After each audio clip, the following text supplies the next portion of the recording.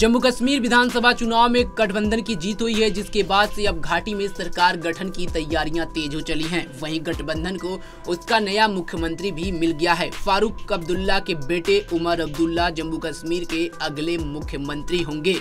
फारूक अब्दुल्ला ने कल चुनाव परिणाम आने के बाद ये ऐलान किया है, यानी अब जम्मू कश्मीर की कमान उमर अब्दुल्ला के हाथों में होगी।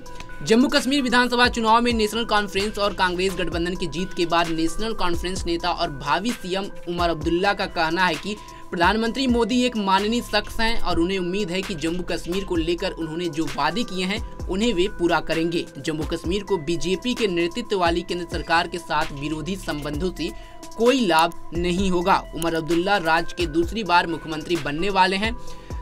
उमर अब्दुल्ला ने एक न्यूज चैनल को दिए गए इंटरव्यू में ये सारी बातें कही। वहीं घाटी में गठबंधन की जीत पर पीएम मोदी ने शुभकामनाएं दी हैं। पीएम मोदी ने ट्वीट करते हुए लिखा कि मैं जम्मू कश्मीर विधानसभा चुनाव में सराहनीय प्रदर्शन करने के लिए जेकेएनसी को बधाई देना चाहता हूं।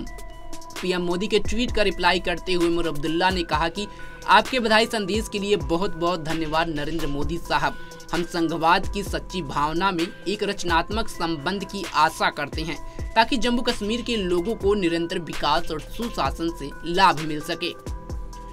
वहीं जम्मू कश्मीर विधानसभा चुनाव के नतीजे मंगलवार को घोषित हो गए। प्रदेश में उमर अब्दुल्ला के नेतृत्व में नेशनल कॉन्फ्रेंस और कांग्रेस की गठबंधन की सरकार बनने जा रही है। उमर अब्दुल्ला के पिता और पूर्व सीएम फारूक अब्दुल्ला ने मंगलवार को नतीजों के बाद कहा था कि उमर अब्दुल्ला राज्य के नए सीएम होंगे। उमर अब्दुल्ला ने कहा कि जम्मू कश्मीर के लिए राज्य का दर्जा बहाल करना नेशनल कॉन्फ्रेंस और कांग्रेस गठबंधन के लिए प्रमुख चुनावी मुद्दा रहा।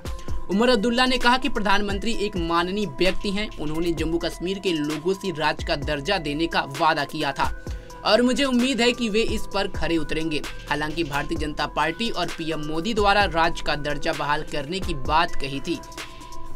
चुनाव के दौरान बीजेपी ने प्रचार में इसका खूब इस्तेमाल किया, लेकिन चुनाव में बहुमत नहीं मिल सका। उमर अब्दुल्ला ने कहा कि बीजेपी ने कभी भी यह नहीं कहा कि पहले हमारी सरकार बनेगी और फिर राज्य का दर्जा मिलेगा। प्रधानमंत्री ने ऐसा कभी नहीं कहा। जम्मू कश्मीर के लोगों ने वोट के जरिए अपनी बात कह दी है और मुझे उम्मीद है कि प्रधानमंत्री अब उदार होंगे और जल्द से जल्द राज्य का दर्जा बहाल करेंगे। उमर ने कहा, हम उन्हें यूं ही माननीय प्रधानमंत्री नहीं कहते। उमर अब्दुल्ला ने यह भी कहा कि चुनाव परिणाम अनुच्छेद 370 को खत्म करने के फैसले को खारिज करता है।